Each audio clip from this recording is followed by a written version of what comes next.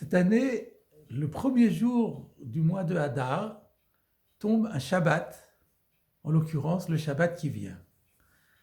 L'annonce de l'arrivée de ce mois de Hadar sonne toujours agréablement à nos oreilles parce que nous avons en mémoire cet enseignement du Talmud bien connu. Lorsque démarre, quand on débute le mois de Hadar, on augmente la joie. En fait, ce texte dit plus que cela.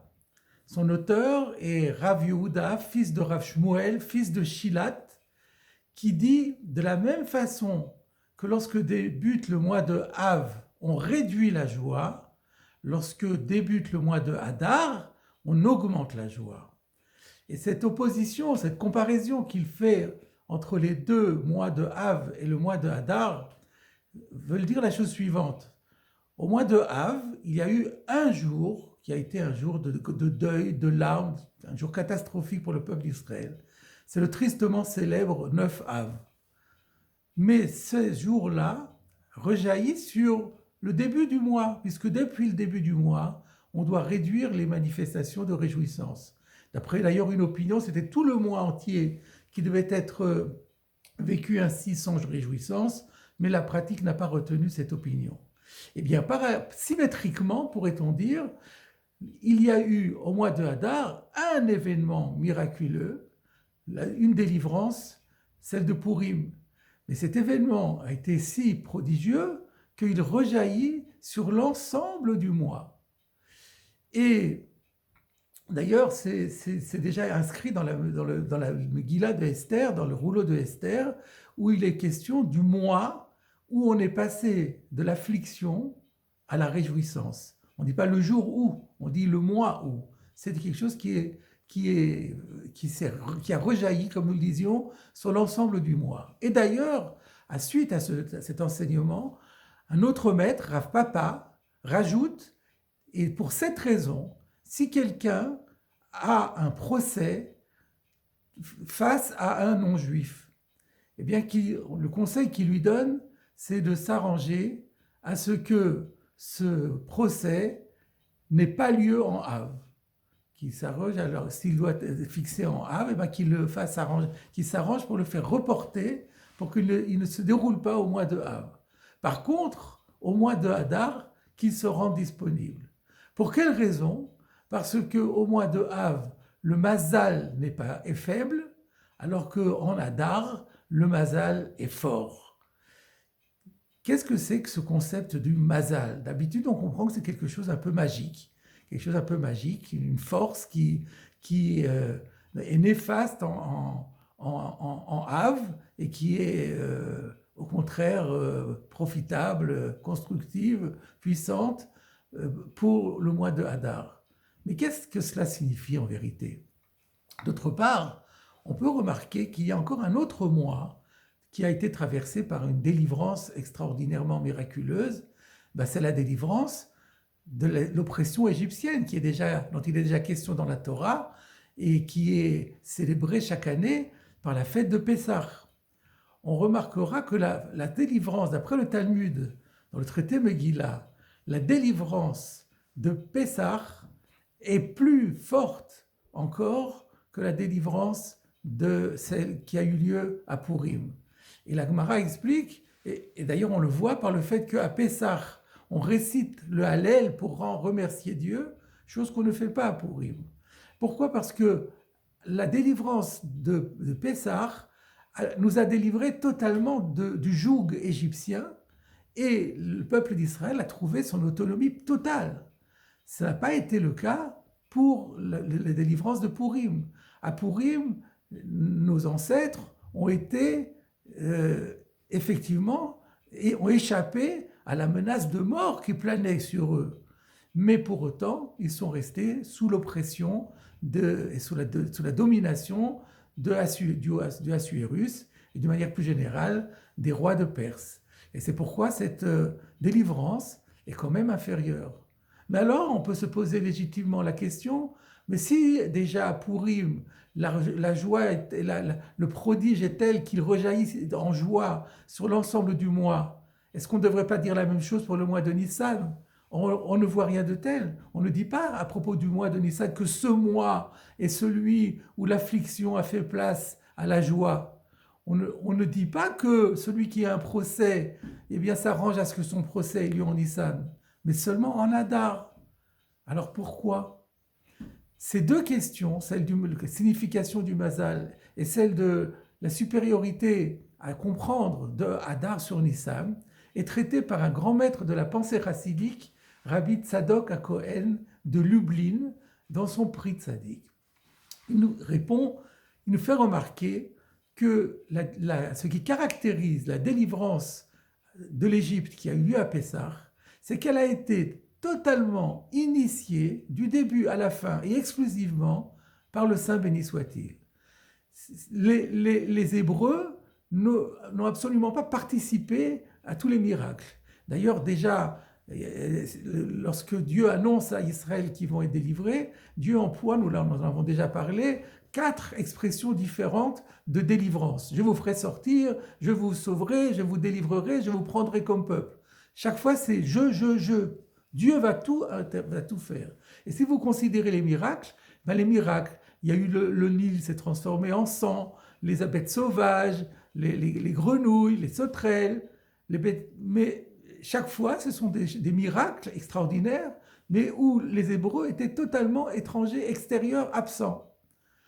Et pire encore, ils ne méritaient même pas la délivrance.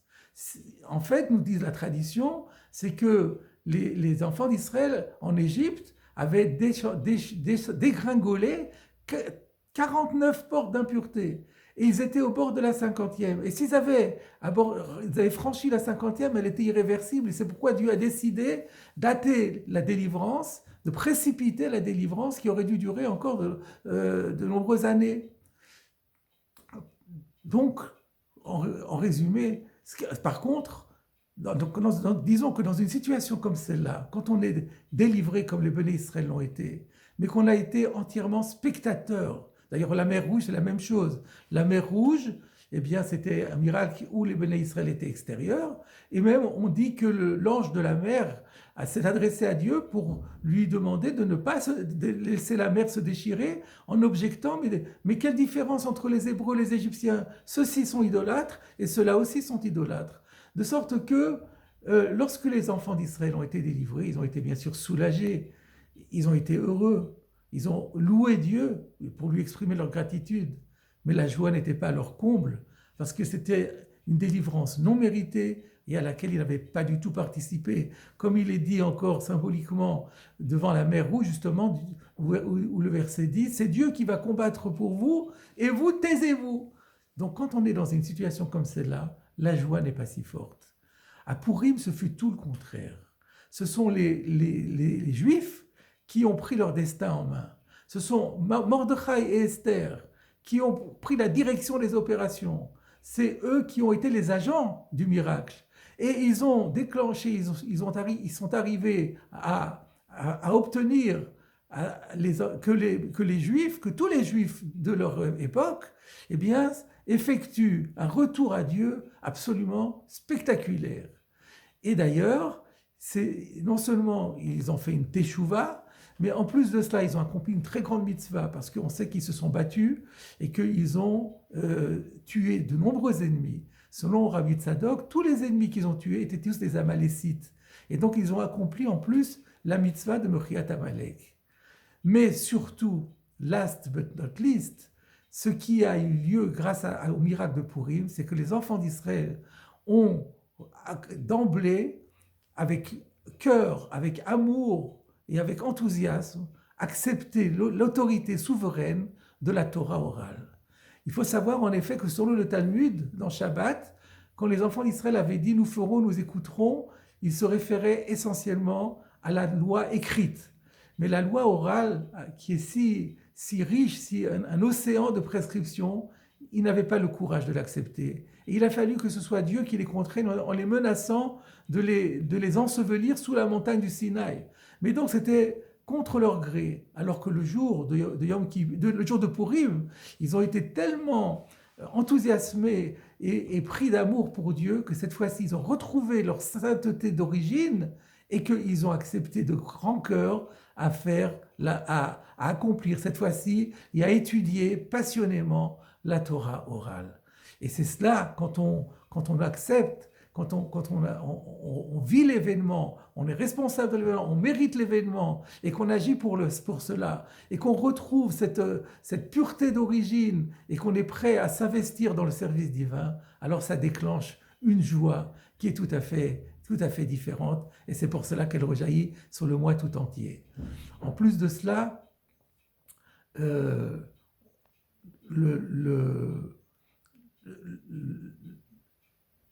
le verset, non, excusez-moi, le Talmud nous dit aussi dans Sanhédrin que les petits-enfants, certains petits-enfants de Haman, le fameux ennemi de Mordechai, celui qui était à l'origine de la menace de génocide des Juifs à Suse et dans tout l'Empire perse, eh bien, les petits-enfants de Haman ont étudié la Torah à Bnei Brak, c'est-à-dire s'étaient convertis et étaient devenus de grands érudits de Torah. Et dans une version du Talmud, celle du En Yaakov, il est rajouté, et qui est la personne en question? Eh bien, la personne en question, tenez-vous bien, c'est Rav Yehuda, fils de Rav Shmuel, fils de Shilat, celui qui était à l'origine de cet enseignement que lorsque vient le mois de Hadar, alors on augmente la réjouissance. Quelle plus grande victoire lorsque c'est l'Amalek lui-même, celui qui est par excellence, celui qui vient accuser Israël auprès de Dieu et qui vient lui dire mais ils ne méritent pas que tu t'occupes d'eux, que tu les soutiens. Eh bien, quand c'est lui-même, ses enfants, ses descendants, qui reconnaissent le bien fondé et la valeur d'Israël, alors là, il n'y a pas de plus grande réussite, il n'y a pas de plus grande manière d'effacer le souvenir d'Amalek et d'accomplir ainsi la mitzvah. Voilà, mes chers amis, la leçon que nous donne cet enseignement du Talmud, c'est qu'il ne suffit pas simplement, quand on arrive le mois de Hadar, de nous réjouir, mais il faut aussi marcher sur la trace de nos ancêtres et donc fortifier encore notre amour de la Torah et de la Torah orale que nous étudions passionnément et que nous nous engageons à respecter de manière toujours la plus fidèle, la plus stricte. Et lorsque ainsi on progresse dans l'accomplissement de nos commandements et de toutes les prescriptions de la loi orale, alors nous augmentons encore les raisons de nous réjouir.